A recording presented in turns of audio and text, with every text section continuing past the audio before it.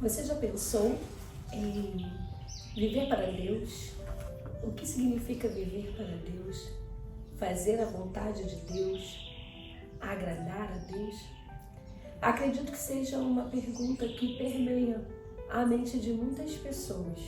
Entender qual é a vontade de Deus. Eu sempre tive essa curiosidade. Às vezes a gente fala, vou fazer a vontade de Deus, é importante fazer a vontade de Deus, mas que vontade é essa? Qual é a real vontade de Deus? Como texto base desse nosso momento hoje, eu gostaria de ler Romanos, o capítulo 12, muito conhecido, a partir do versículo 1, somente o versículo 1 e 2.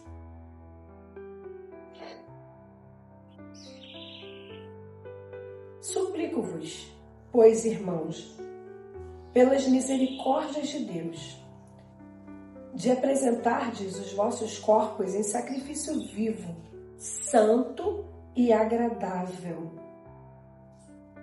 e não sedes conformados com este mundo, mas sedes transformados pela renovação da vossa mente, para que experimenteis qual é a boa, agradável e perfeita vontade de Deus.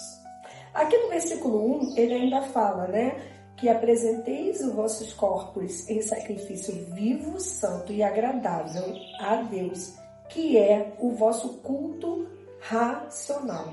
Ou seja, apresentarmos os nossos corpos como sacrifícios vivos, santo e agradável a Deus, que é o nosso culto racional, ou seja, a nossa razão, a nossa mente, para apresentarmos o nosso corpo em sacrifício vivo, santo e agradável a Deus.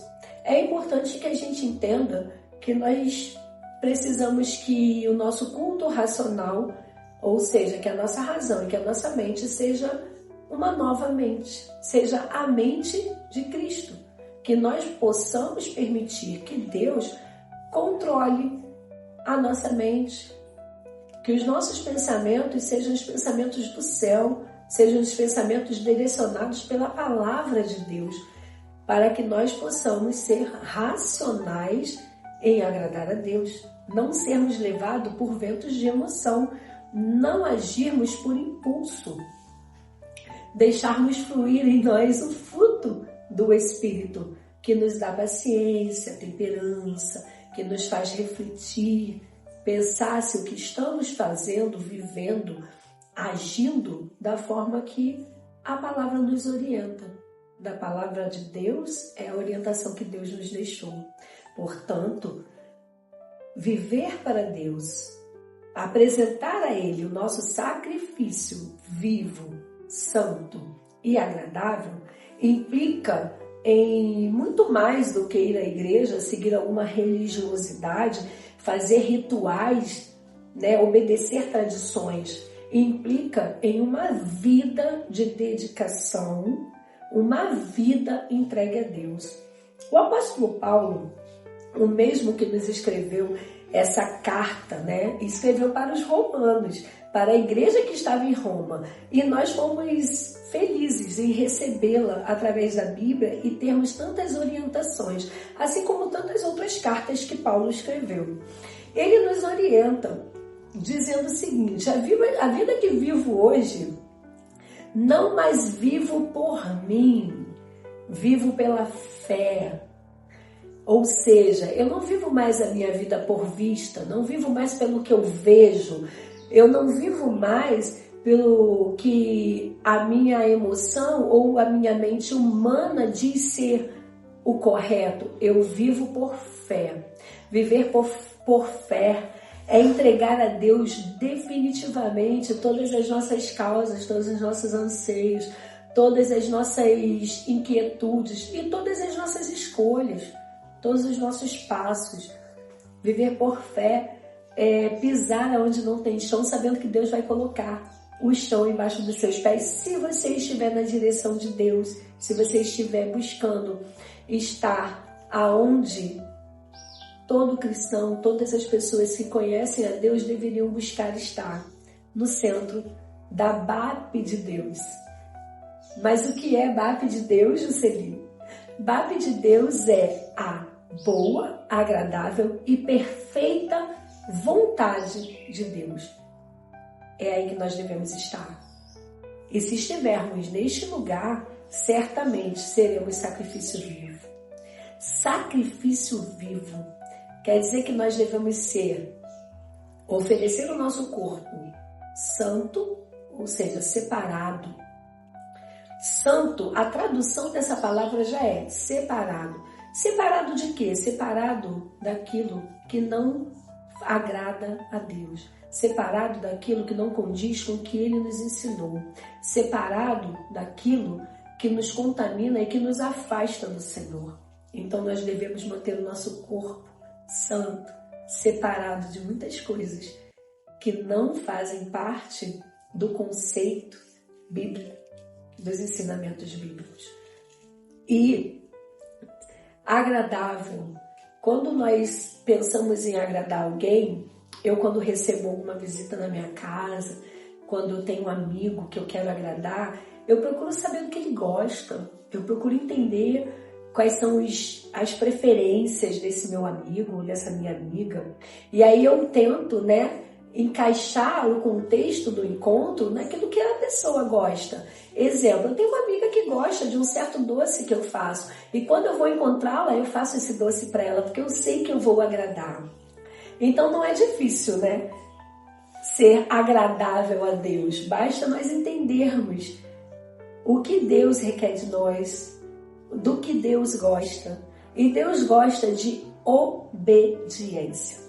Se nós estivermos dispostos a obedecer os ensinamentos, as orientações de Deus, nós estaremos agradando a Ele com certeza.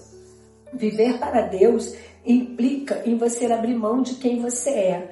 Paulo nos disse também em uma de suas cartas que ele fala: não mais vivo eu, Cristo vive em mim. Ou seja, eu abro mão de quem eu sou, eu abro mão de decidir a minha vida, eu abro mão do meu ser para entregá-lo a Cristo. E agora Cristo vive em mim, e Cristo vivendo em mim, eu tenho a mente de Cristo, eu vou agir como Cristo, eu entrego para Ele o controle da minha vida. É dar a chave da casa. Meu corpo, minha mente, meu coração são um espaço, um território. E eu abro mão deste território, eu abro mão de coordenar, de decidir, de governar esse território e entrego esse governo para Cristo.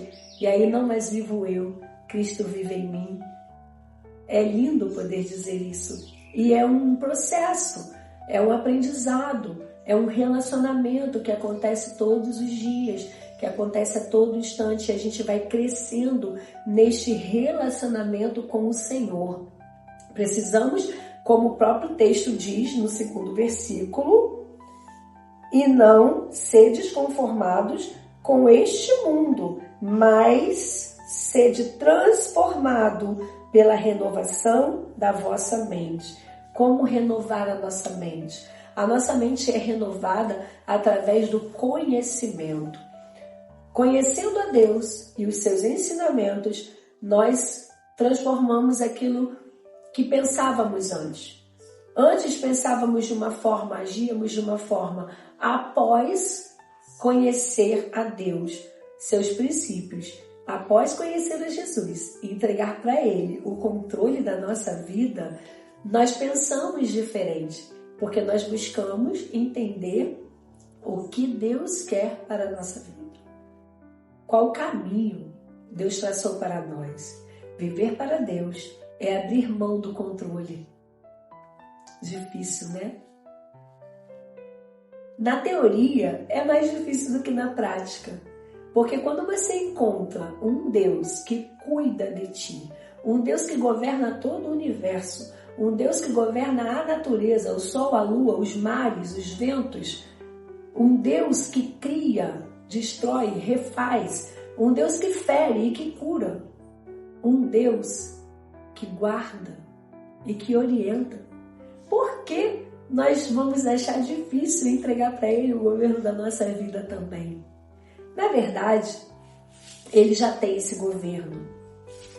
A diferença está entre recalcitrar, em disputar, em não aceitar esse governo.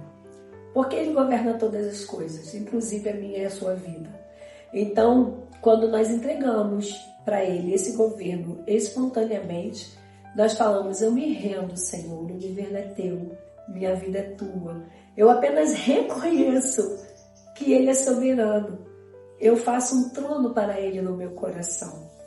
E aí nós poderemos experimentar qual é a boa, agradável e perfeita vontade de Deus. É uma das perguntas que muitas pessoas fazem.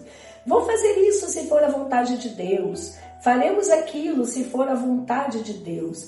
Mas ao refletir sobre a vontade de Deus real, qual é a vontade de Deus, a soberana vontade de Deus, a primária vontade de Deus, eu encontrei no livro de Efésios, e aí eu vou ler novamente, porque é um texto lindo e um texto no qual vale a pena nós nos debruçarmos um pouquinho sobre ele.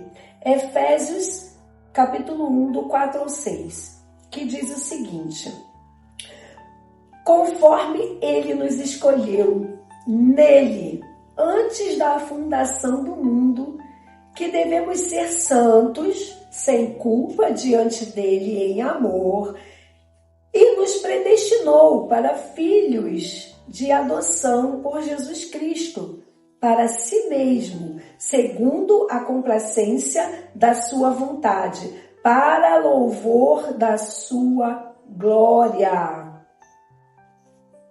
pela qual nos fez aceitáveis a si no amado. Esse texto é tão profundo que precisaria, e talvez nós tenhamos um outro episódio para falar somente dele. Mas resumindo o contexto desse esses 2 ou 3 versículos que lemos de um texto tão importante, nós entendemos aqui qual é a vontade de Deus. Nós entendemos aqui que Ele nos escolheu antes de que nós existíssemos. Ele nos separou para sermos santos, para sermos sacrifício vivo, para sermos dele. Ele nos enviou Jesus para nos dar acesso, ou seja, no amado temos acesso a Ele. O amado é Jesus, o amado das nossas almas, o que nos amou primeiro e rendeu sua vida por nós. Então, desde antes de nós existirmos fisicamente, no coração de Deus nós já havíamos existido, nós já éramos escolhidos para um propósito, que diz aqui no versículo: para louvor da sua glória. Essa é a vontade de Deus, que nós vivamos para louvor da sua glória. Ele nos criou como coroa da criação.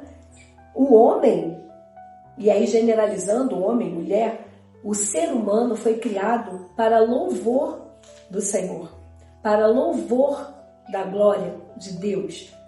E aí, Paulo, nosso querido apóstolo, um apóstolo que teve muitas experiências com Deus e que entendeu o que é viver para Deus, ele nos deu um ensinamento sobre isso. Ele nos disse: quer comamos, quer bebamos, ou façamos qualquer outra coisa, façamos tudo para a honra e a glória do nome do Senhor. Essa é a soberana vontade de Deus. Independente das coisas que acontecem na terra, independente das circunstâncias e de, muitas vezes, ser vontade de Deus que nós tenhamos ou façamos alguma coisa aqui na terra, é permissão, é bênção. Mas nós existimos e a razão de sermos filhos de Deus é única, uma só: vivermos para o louvor da sua glória. Entenda isso. E aí você vai viver e vai entender que todas as suas atitudes devem ser para o louvor do Senhor. Quer comamos, quer bebamos, ou façamos qualquer outra coisa, façamos tudo para a honra e glória do nome do Senhor.